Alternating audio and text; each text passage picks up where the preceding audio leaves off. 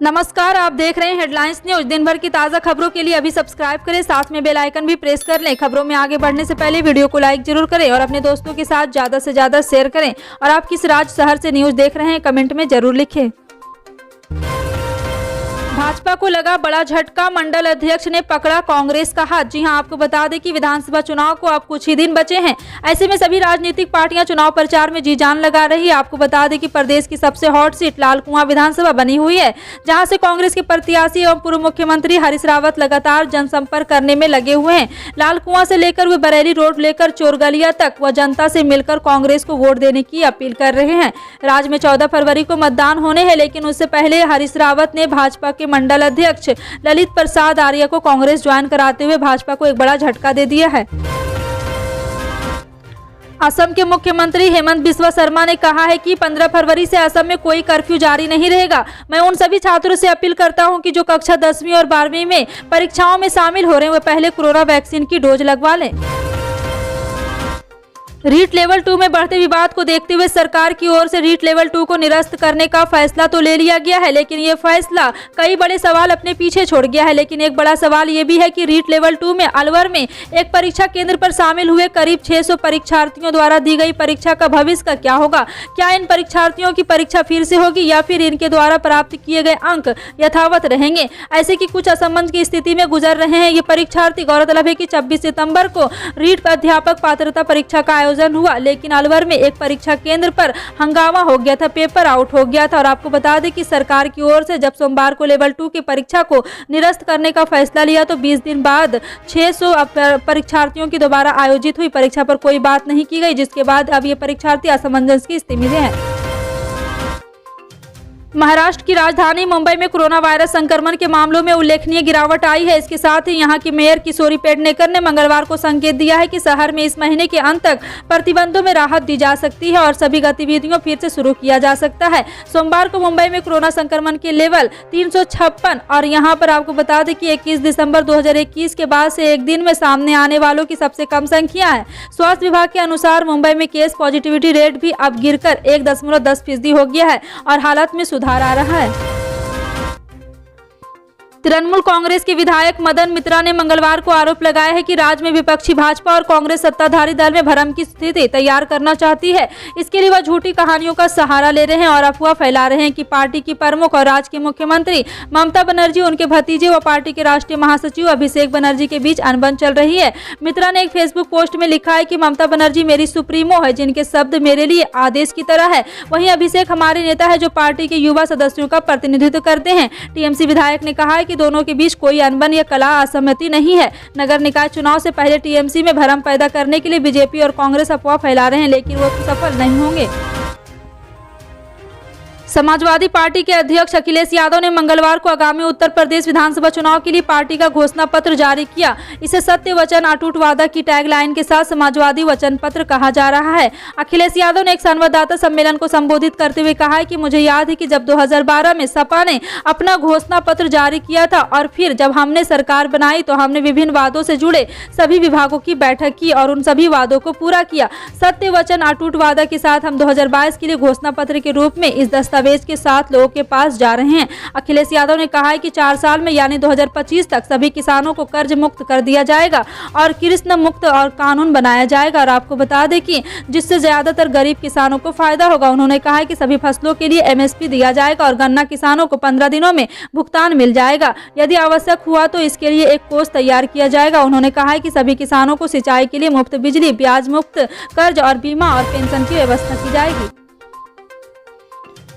प्रदेश में भाजपा सपा के बीच छिड़ी चुनावी जंग के बीच प्रतापगढ़ की सदर सीट पर मां बेटी के रिश्ते के आगे सारी सियासत धरी रह गई। सदर सीट से सपा के सहयोगी अपना दल की राष्ट्रीय अध्यक्ष कृष्णा पटेल के नामांकन करते ही केंद्रीय मंत्री व अपना दल के मुखिया अनुप्रिया पटेल ने गठबंधन के कोटे से मिली इस सीट पर अपना प्रत्याशी नहीं उतारा। प्रतापगढ़ की सदर सीट भाजपा को वापस कर दी है। बता दें कि भाजपा से गठबंधन होने के बाद से ही प्रतापगढ़ सदर सीट अपना दल को मिलते रहा है। 2017 में यहाँ अपना दल से संगमलाला गुप्ता विधायक बने तो 2019 में संगम लाल के सांसद बनने के बाद उपचुनाव में फिर अपना दल से राजकुमार पाल यहां से विधायक बने।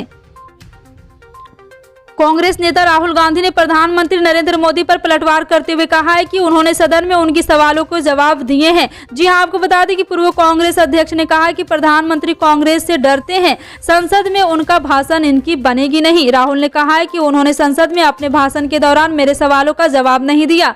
राहुल गांधी ने कहा है कि हमें चीन और पाकिस्तान के मुद्दे को गंभीरता से लेने की जरूरत है। उन्होंने कहा है कि मेरे नाना ने देश की सेवा की है, मुझे किसी के सर्टिफिकेट की जरूरत नहीं है। कांग्रेस सच बोलती है, इसलिए बीजेपी उससे डरती है।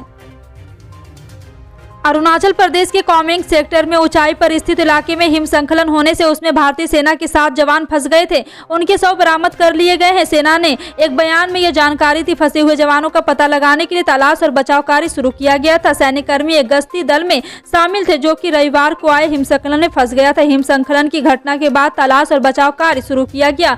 राहत कार्य में सहायता के लिए विशेषज्ञों के दल को हवाई मार्ग से पहुंचाया गया था। इलाके में पिछले कुछ दिन से मौसम खराब और बर्फबारी हो रही थी। सेना ने कहा कि खराब मौसम में हिमस्खलन और ऊंचाई वाले कोमेंग सेक्टर में बर्फबारी के बीच गश्ती दल फंस गया था। सेना ने एक बयान में कहा है कि दुर्भाग्य से इसमें शामिल सभी लोगों के सर्वोत्तम प्रयासों के बावजूद सभी 7 जवानों की मौत की पुष्टि हो गई है। उत्तर प्रदेश विधानसभा चुनाव के मद्देनजर समाजवादी पार्टी ने मंगलवार को अपना घोषणा पत्र जारी किया है। अखिलेश यादव ने एक प्रेस कॉन्फ्रेंस में इसमें किए गए वादों के बारे में जानकारी दी। अखिलेश ने लड़कियों को केजी से पीजी तक मुफ्त शिक्षा देने की लेकर यूपी के हर जिले में समाजवादी कैंटीन की शुरुआत करके 10 रुपये में खाना देने का वादा किया है। इसके अलावा उन्होंने दोपहिया वाहन मालिकों को 1 लीटर और 4 पहिया वाहन मालिकों को 3 लीटर पेट्रोल देने का भी वादा किया है। बिहार में फिलहाल एनडीए की सरकार है, लेकिन यह सरकार कब तक रहेगी यह कहना जरा मुश्किल है। ऐसा इसलिए कि सरकार में शामिल पार्टियां एक दूसरे पर हमला बोलने से बाज नहीं आ रही है। यह कहना गलत नहीं होगा कि बिहार एनडीए इन दिनों उथल पुथल मचा हुआ है। बीजेपी, जेडीयू, हम और वीआईपी सब एक दूसरे पर निशाना साध रहे हैं। बीजेपी और जेडीयू में तो बयानबाजी थमने का नाम नहीं ले रही है। इसी बीच हम पार्टी के अध्यक्ष जीतन राम मांझी के एक ट्वीट ने बिहार की सियासत पर आज चढ़ा दिया है। दरअसल मांझी ने मंगलवार को एक ट्वीट किया, उसमें लिखा है कि राज्य के विकास के नाम पर तो अलगाववादियों के साथ भी 50-50 की सरकार बनी। वैसे मेरा मानना है कि बिहार के विकास, दलित, पिछड़े, अल्पसंख्यक, गरीब, गुरबों के मान सम्मान के लिए अगर हमें किसी भी हाथ मिलाना पड़े तो हम तैयार रहना चाहिए, चाहे वो कोई हो। हरियाणा में मनोहर लाल खट्टर की सरकार ने गैर कानूनी धर्मांतरण रोकथाम विधेयक 2022 के मसौदे को मंजूरी दे दी है। इसे अब विधेयक के तौर पर विधानसभा के समक्ष पेश किया जाएगा। हरियाणा के मुख्यमंत्री मनोहर लाल की अध्यक्षता में मंगलवार को यहां हुई मंत्रिमंडल की बैठक में हरियाणा गैर कानूनी धर्मांतरण रोक विधेयक और 2022 के मसौदे को स्वीकृति प्रदान की गई है। इस विधेयक को अब विधानसभा के समक्ष पेश किया जाएगा। इसलिए इस विधेयक में धर्म परिवर्तन पर रोक लगाने का प्रस्ताव है, जो गलत बयानी, बल, अनुचित प्रभाव, जबरदस्ती, प्रलोभन या किसी कटपुट और तरीके से या शादी द्वारा या शादी के लिए प्रभावित करता है, इस अपराध है बनाता है। इसलिए मसौदा विधेयक को मंजूरी दी गई है। उत्तर प्रदेश चुनाव में समाजवादी पार्टी प्रमुख अखिलेश यादव के समर्थन में लखनऊ पहुंची पश्चिम बंगाल की मुख्यमंत्री ममता बनर्जी ने मंगलवार को बीजेपी पर तीखा हमला बोलते हुए एक बार फिर दोहराया है कि यूपी में खेला होवे। उन्होंने कहा है कि हमने बीजेपी को बंगाल से बाहर कर दिया और अब हम इसे यूपी से भी बाहर कर देंगे। ममता बनर्जी ने कहा है कि बीजेपी पहले हाथरस और उन्नाव में जो कुछ हुआ और कोविड-19 से हुई मौतों के लिए माफी मांगे। उन्होंने कहा कि हम गंगा नदी की पूजा करते हैं, लेकिन जब 100 नदी में बह रहे थे तो योगी जी कहाँ थे? आप पश्चिम बंगाल में मुझे हराने आए थे, लेकिन लोगों की परवाह नहीं की। क्या आपके पास दाह संस्कार के लिए लकड़ी नहीं थी? पहले माफी मांगे और फिर वोट मांगे। कर्नाटक में हिजाब विवाद के चलते कर्नाटक में सभी स्कूल कॉलेज 3 दिन बंद रहेंगे। राज्य के सीएम बसवराज बोम्मई ने ट्वीट करके यह जानकारी दी है। सीएम ने ट्वीट किया है कि शांति और सद्भाव बहाल बनाए रखने के लिए उन्होंने सभी हाई स्कूल और कॉलेज को बंद रखने का आदेश दिया है। हिजाब पर प्रतिबंध को लेकर सवाल उठाते हुए उडुपी के एक सरकारी कॉलेज की 5 महिला ने कर्नाटक हाईकोर्ट में याचिका दाखिल की गई है। हाईकोर्ट ने इस मुद्दे पर सुनवाई की है। यह सुनवाई बुधवार को भी जारी रहेगी। कोर्ट ने स्टूडेंट और लोगों में शांति बनाए रखने की अपील की है। जस्टिस कृष्णा श्रीपाद ने कहा है कि इस अदालत को जनता की बुद्धिमत्ता पर पूरा भरोसा है। इसे उम्मीद है कि इसका ध्यान रखा जाएगा। उत्तर प्रदेश विधानसभा चुनाव की 58 सीटों के लिए चुनाव प्रचार मंगलवार शाम 6 बजे थम गया है। पहले चरण के तहत पश्चिमी उत्तर प्रदेश के 11 जिलों की इन 58 सीटों पर गुरुवार 10 फरवरी को वोट डाले जाएंगे। कोरोना की तीसरी लहर के चलते चुनाव आयोग द्वारा लगाई बंदिशों के चलते प्रचार कार्य काफी प्रभावित हो रहा है। आबादी के लिहाज से देश के सबसे बड़े राज्य में 7 चरणों में वोटिंग होगी। पहले चरण में स्थान चुनाव होने में उसमें शामली की 3, मुजफ्फरनगर की 6, बागपत की 3 और लगातार कई सीटें शामिल है। प्रोटोकॉल के पालन भी किया जाएगा। फिलहाल आपका इन सभी खबरों पर क्या कहना है, कमेंट सेक्शन में टाइप करके जरूर बताएं। पल पल की